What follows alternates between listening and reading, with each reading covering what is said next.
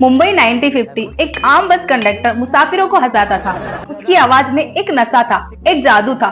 जब वह टिकट देता था तो डायलॉग कहता था और जब वह रूट अनाउंस करता था तो शायरिया कहता था।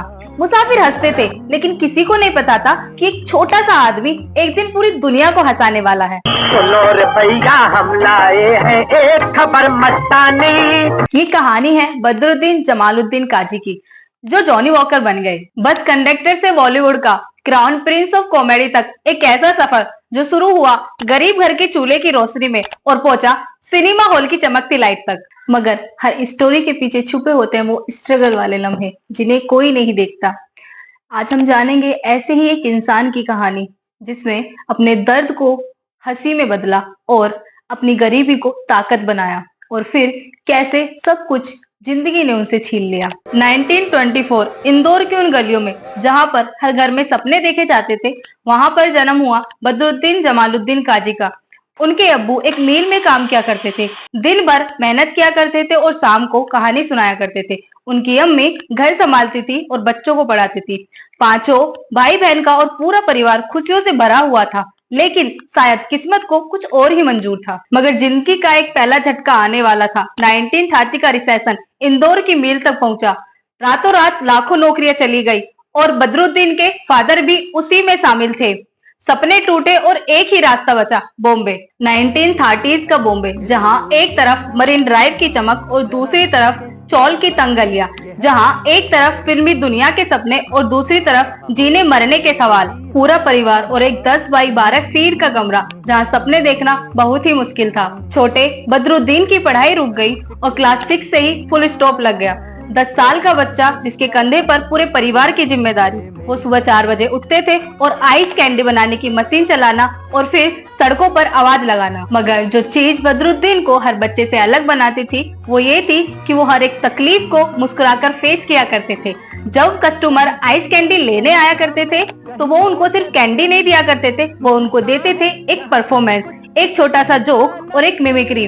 कस्टमर खुश होकर जाया करते थे। टाइम ने थोड़ा साथ दिया और छोटे बदरुद्दीन को मिली BEST बस में कंडक्टर की नौकरी और एक ऑफिशियल पहचान। लेकिन जो काम उनको ऑफिशियली नहीं मिला था वो था लोगों को हंसाना। रूट नंबर 10, दादर से चर्च गेट, ऑफिस जाने वाले लोग, कॉलेज जाने वाले बच्चे और शॉपिंग पे जाने वाली औरतें, सबका अलग अलग मूड, सबकी अलग अलग प्रॉब्लम।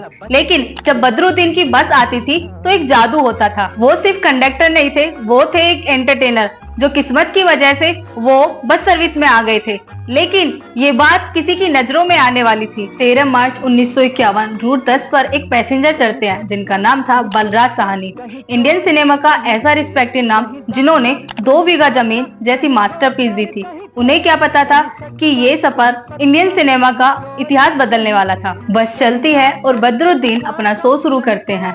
एक पैसेंजर से जोक, दूसरे पैसेंजर से शायरी और तीसरे पैसेंजर के साथ मिमिक्री। लेकिन बलराज साहनी की आंखें कुछ और ही देख रही होती है, एक रियल टैलेंट और एक रियल परफॉर्मर। चर्चगेट स्टेशन पहुंचने तक बलराज साहनी का मन बन चुका था। उतरते वक्त बलराज साहनी ने बदरुद्दीन से बात की और उन्होंने कहा, बेटा तुम यहाँ कैसे, तुम्हें तो इंडियन सिनेमा में होना चाहिए था।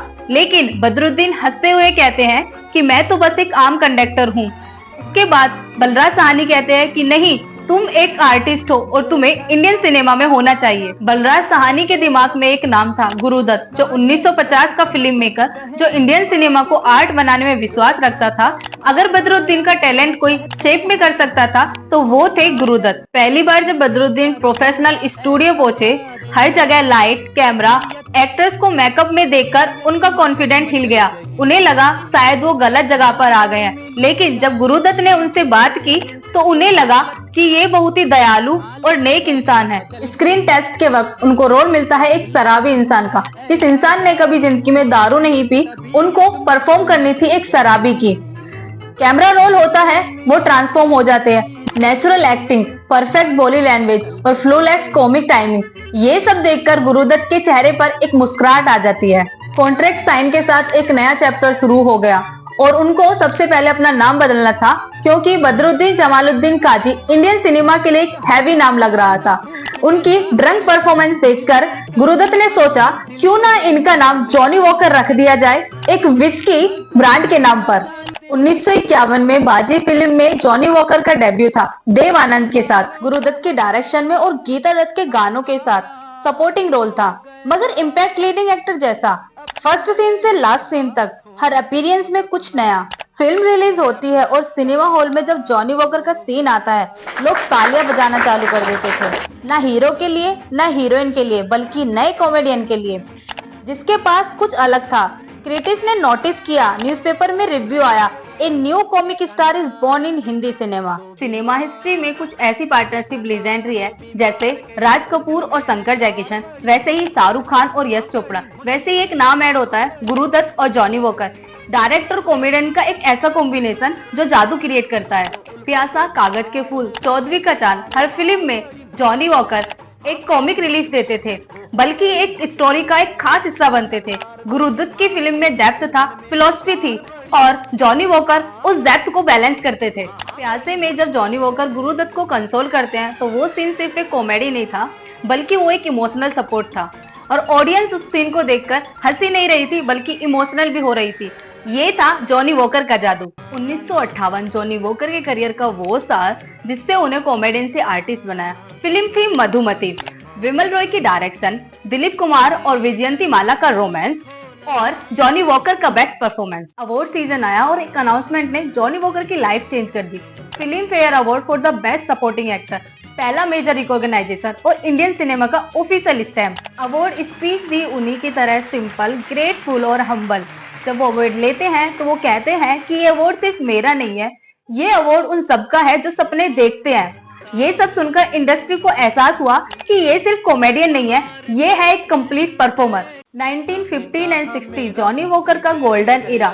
CID, मेरे महबूब, शिकारी और अनाड़ी हिट पे हिट। हर फिल्म में गारंटी थी कि जॉनी वॉकर का सीन देखने लायक होगा। प्रोड्यूसर उन्हें मस्ट हैव समझते थे और ऑडियंस उनका वेट करती थी।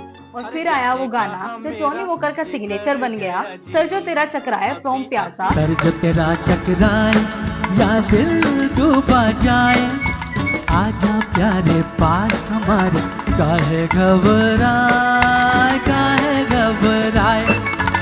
OP नियर का म्यूजिक और साहित्य लुधियानवी के लिरिक्स और जॉनी वॉकर की परफॉर्मेंस, इन सब की जुगलबंदी धमाकेदार थी। ये गाना फिल्म सॉन्ग से कल्चरल सॉन्ग बन गया, पार्टीज में प्ले होता, रेडियोस पे रिपीट होता, और जॉनी वॉकर के सिग्नेचर मूव्स लोग कॉपी करते और उनके डायलॉग डिलीवरी के नकल करते। बाय अर्ली 1960 जॉनी वॉकर सिर्फ एक कॉमेडियन नहीं रहे थे, वो एक ब्रांड बन गए थे। हर स्क्रिप्ट में उनका रोल अलग लिखा जाता था। इंडस्ट्री में रिस्पेक्ट, ऑडियंस से प्यार और क्रिटिक्स में तारीफ, ये सब उनका पीक टाइम था।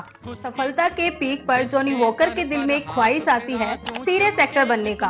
कॉमेडी में वो मास्टर थे, पर क्या वो ड्रामा कर सकते थे? क्या वो एक्टर बन सकते थे? क्या वो रोमांस कर सकते थे? 1957 में उन्होंने डिसाइड किया क्यों ना कुछ एक्सपेरिमेंट किया जाए। मैं, जॉनी वॉकर और मिस्टर कार्टून, दोनों फिल्म में जॉनी वॉकर लीड रोल पर थे। कॉमेडी के साथ साथ ड्रामा, रोमांस के साथ साथ इमोशंस, सब कुछ परफेक्ट था। स्टोरी परफेक्ट थी, डायरेक्शन भी सही थी, लेकिन ऑडियंस एक्सेप्ट ही नहीं कर पा रही थी कि ये जॉनी वॉकर है। बॉक्स ऑफिस पर दोनों फिल्में फ्लॉप हो गई। क्रिटिक्स का रिस्पांस मिक्स था और पब्लिक कंफ्यूज थी कि जॉनी वॉकर सीरियस क्यों हो गए। पब्लिक का माइंडसेट था कि जॉनी वॉकर सिर्फ हंसाने के लिए होने चाहिए थे। इस फेलियर ने जॉनी वॉकर को अंदर तक तोड़ दिया था। इस इंडस्ट्री ने उन्हें रियलाइज कराया कि वो एक कैटेगरी में फिट है और उस कैटेगरी से निकलना मुश्किल ही नहीं, नामुमकिन है। एक आर्टिस्ट के लिए ये सबसे बड़ा सराप है। 1970 तक आते आते बॉलीवुड का चेहरा बदल गया। एक्शन फिल्म का जमाना, अमिताभ बच्चन का इरा, एंग्री यंग मैन का कॉन्सेप्ट, कॉमेडी भी चेंज हो गई। फिजिकल कॉमेडी, स्लैप स्टिक्स और अनफॉर्चुनेटली वर्गर ह्यूमर का ट्रेंड चालू हो गया। 1964 में जॉनी वॉकर के करियर का सबसे बड़ा झटका गुरुदत्त के अचानक से डेथ। उनके मेंटर, उनके पार्टनर, उनका सब कुछ, एकदम सब कुछ खो गया। गुरुदत्त उनके बिना ऑफन आर्टिस्ट बन गए इंडस्ट्री में। न्यू डायरेक्टर जॉनी वॉकर को आउटडेटेड समझते थे। उनकी स्टाइल ऑफ कॉमेडी अब बोरिंग लगने लगी थी, मगर पब्लिक को चाहिए था लाउड कॉमेडी, चीप लाफ और इजी एंटरटेनमेंट।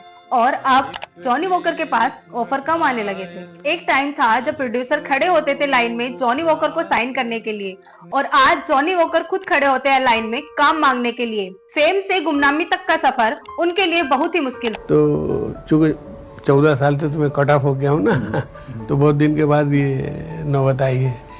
तो काफ़ी हीरोइनें भी बहुत अच्छी होती थी।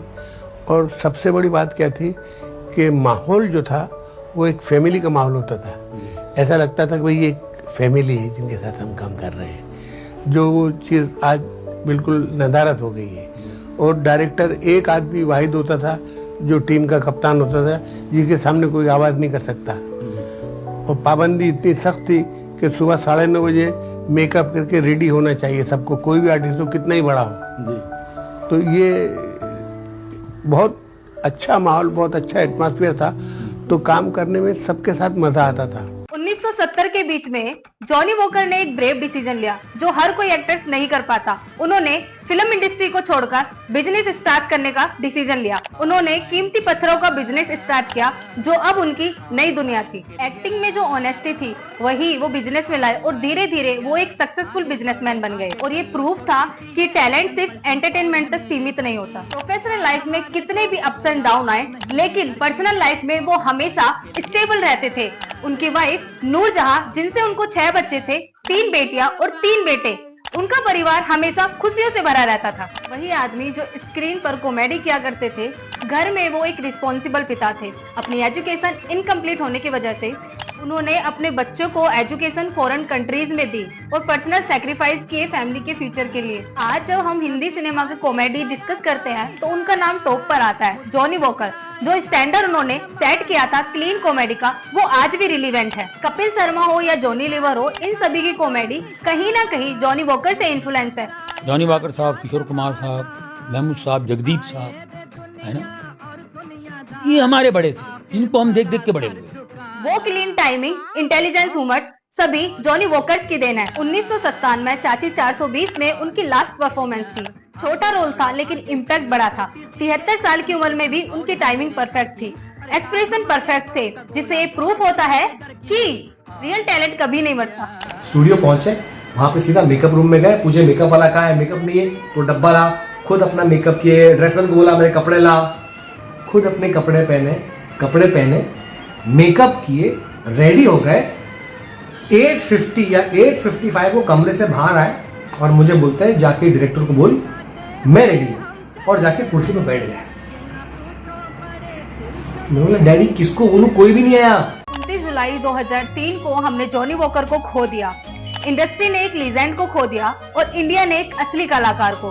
बदरुद्दीन जमालुद्दीन काजी से जॉनी वॉकर का सफर हमें यह सिखाता है कि सपने और मेहनत में इतनी ताकत होती है कि रियल टैलेंट कभी नहीं मरता।